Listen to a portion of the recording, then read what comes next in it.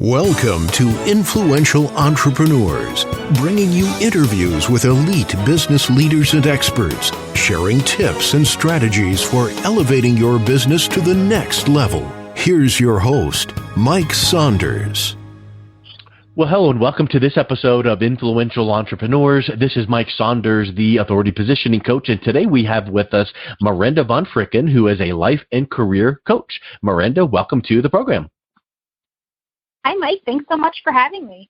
Hey, so I always love learning from people because it just seems invariably you will have a conversation with someone, or in this case, we're doing this podcast interview, and there'll be some tidbit of knowledge that you or I are not planning on sharing, but it just comes up, and it's just a nice, fun way to get to know and learn from other people. So with that thought in mind, give us a little bit of background on yourself and what led you to move past the 9-to-5 corporate job and to move into being a leadership and a life coach. Absolutely. Thank you. So it all started, I'd say, about 15 or so years ago. I was a career director at a college, and I now, as an adult, I see, when you look back, you can see the potential and how it was all starting and unfolding for you. But back then, I just thought I was helping adult students write resumes. That's kind of how that started, helping them to find a job after leaving the program that they were in. But I realized in order to help someone find their best professional fit, I really had to dig into their life, right? Them as a whole person, not just the career side of things, because we all have passions for our careers, but if we don't really dive into how we were raised, the stories we were told, how we came to certain conclusions about why that should be our career, then we can't really help them get into that right fit or realize, unfortunately for some students, that wasn't their right fit once we got into the life side of things. So while I worked at the college, I obtained a master's degree, studied motivation and life fulfillment. It is a degree I created myself through a really cool school here locally. And then I also got certified as a life coach and really started to dive deep into my students, what motivated them, what their drive was, and how it could help them to be the best person holistically, not just in their career. And then that just kind of took off from there. Well, I find it really interesting that you have a degree in motivation, and it sounds to me that it's one of these programs where it's like you can, mix and match and go to the buffet line and get whatever you want. So what were some of the biggest curriculum focuses within that? Because I think that when we hear about motivation and personal development today, we can read books from some of the greats or listen to talks. How did that relate to academia when you were going through that program? So the teachers had no idea what to do with me. I said, I want to be a life coach. And they said, so go get certified. And I said, I will. I said, but I want a master's degree. I plan on being an author, and I plan on doing some big things, and I want to be a master in what I do. So my thought was I needed a master's degree. Now, as a coach, I realize you don't always have to have the highest credentials in academia to do what you're meant to do, but I did for myself. So I studied neurolinguistic programming, NLP, psychology, the theory of flow, because really what I wanted to study was motivation. And I said, I want to learn how Tony Robbins does what he does, but be me. So I wanted to study people like Tony Robbins and Oprah, and they kind of laughed at me and said, you can't really study them. They are essentially what you want to become. You have to study like who they studied. You have to study like the academic side of what they know, and that's psychology and positive psychology and sociology and how our brain works. I really wanted to learn how we tick as human beings, right? What motivates us? How do we sustain motivation? My drive behind the program I created was not only to help my students and to give myself a deeper knowledge of how we as humans tick, but I really wanted to study. I go to these events, right? We all go to these empowerment events, and the motivation that day is off the charts. But then life happens and work comes into play, and every day a little bit of that drive and motivation kind of fade away. I wanted to learn how to continue to sustain that level of energy. So what I ended up studying and creating a program about 10 years ago when I graduated, and it just kind of, stayed with me this whole time and helps me to do what I do best. That's awesome, and I really think that it's interesting that they made the comment about the Tony Robbinses of the world, and you don't study them, you study who they studied. And I've said that kind of thing before. It's kind of like when you're driving down the road and there's a car in front of you, and you find yourself looking through their windshield to see what's in front of them, to see what is coming up. And I think that there's a massive life lesson, business lesson in that we should learn, which is not just this piece of knowledge, not this task or this thing we're doing in front of us right now, but what is that going to leverage for us? What can we do with this thing? It's not just the getting of this thing. It's kind of like what they say about in goals. It's not the achieving of the goal. It's who you become through the process of getting there. Absolutely. I could not agree with that last statement more. When I do local events here, I do a lot of vision boarding and vision board events.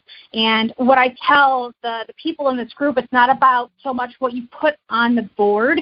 It's about who you have to become to achieve those things that you want on the board. What type of person, personality, core values, non-negotiables do you have to set for yourself and becoming this person who will achieve these goals? So, yeah, that car analogy is awesome. Yeah.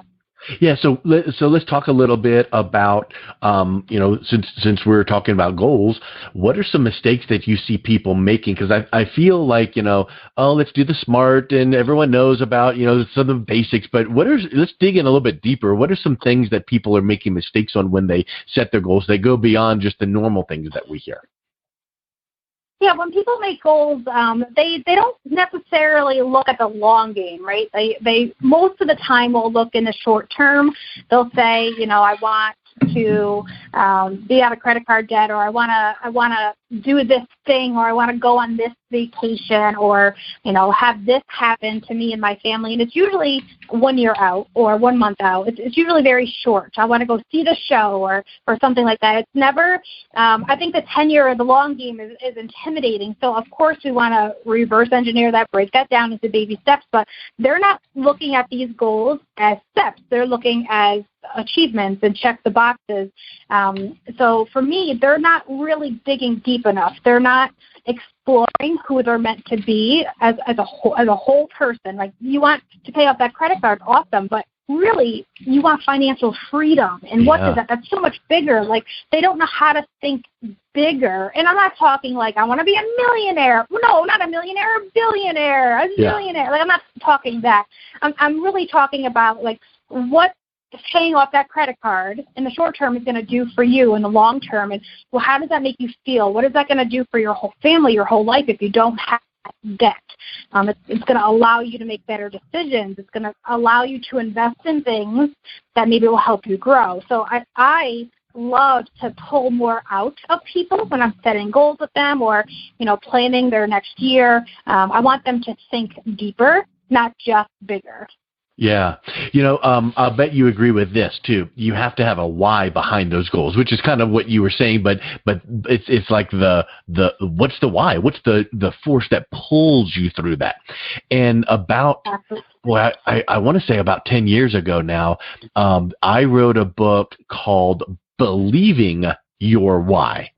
And the whole premise was, you think about goal setting, and here's my goals, and check, and I want to do this and that, but you need to have that why behind it, and that was kind of like the aha moment, back in the day, Simon Sinek, the start with your why.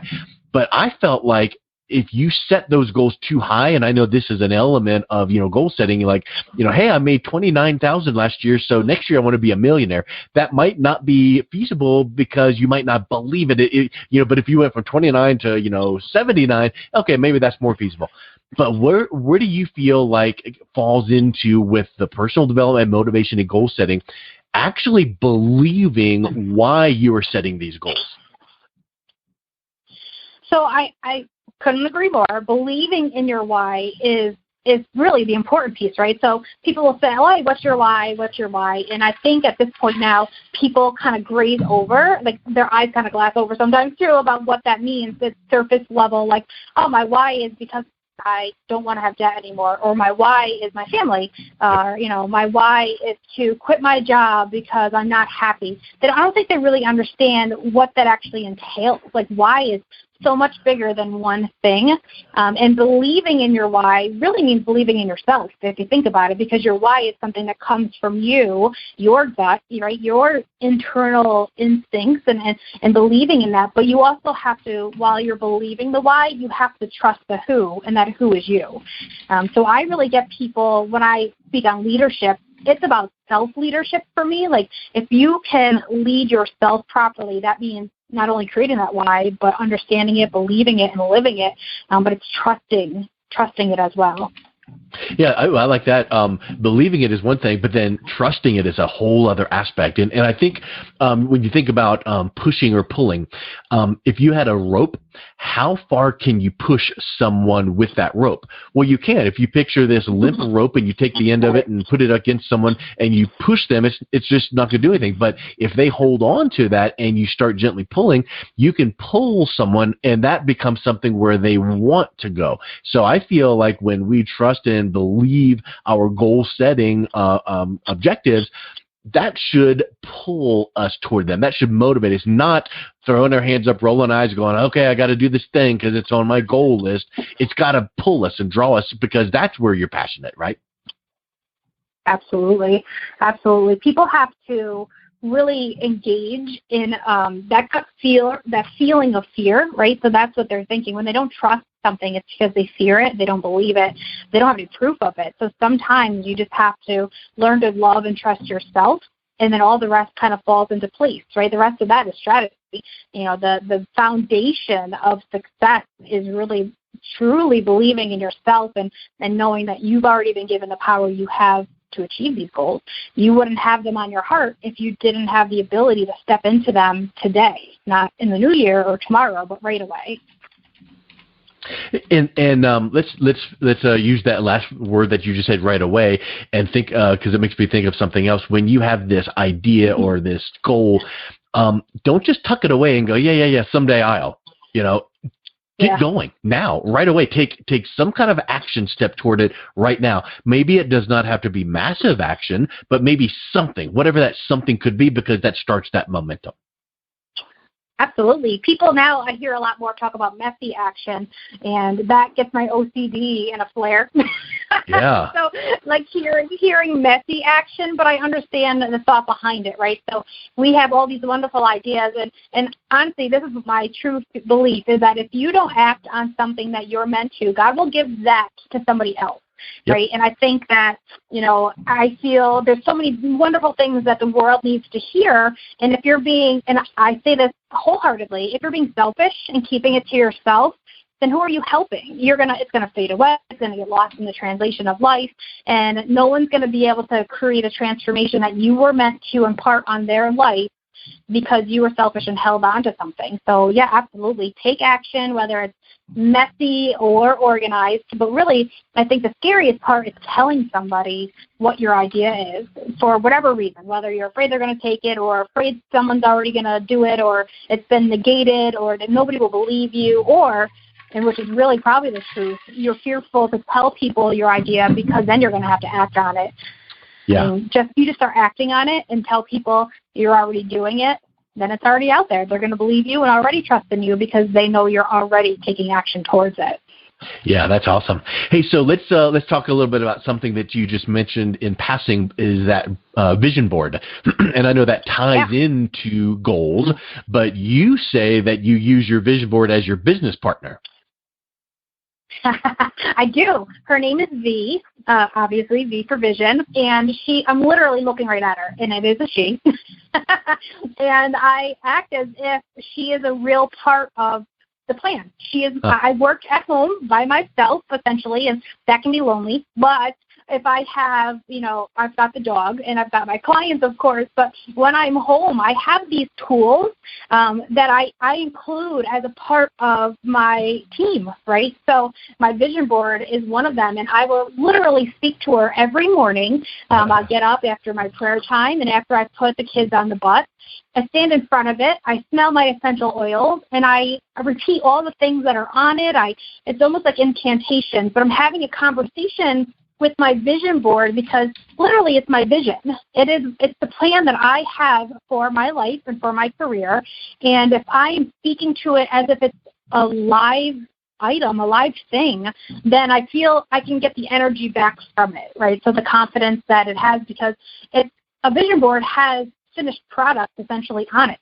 So a picture of something or words that actually already happened. So if you repeat them as if they're already happening and you're looking at it almost like it's a crystal ball without getting silly, but I act as if it's a partner in my career because we are building this together. Absolutely. Well, do you remember, this is so cliche and I know that it's you've heard it 1,000 times, but it fits with what you just said. Do you remember the story behind the 4-minute mile? Yes. Isn't that exactly what you're saying? Nobody thought they can run faster than 4 minutes. Then all of a sudden, Roger Bannister does it. Bam! Within weeks, like all these dozens of people do it because it's like, well, if he can do it, I guess it's possible. Yeah. Boom. Well, if you've got your vision board and you start thinking and not just looking at it, but going, what would it be like if I had? How would it feel like if I had this and did this? And I'm confident that you have to, believe and trust, those 2 words we've already talked about, but it should not be selfish. It should not all be, I want the riches of the world on this vision board. It should be things like, I want to be able to give back to my community, family, whatever. And so I just think that mindset is a big piece of that too.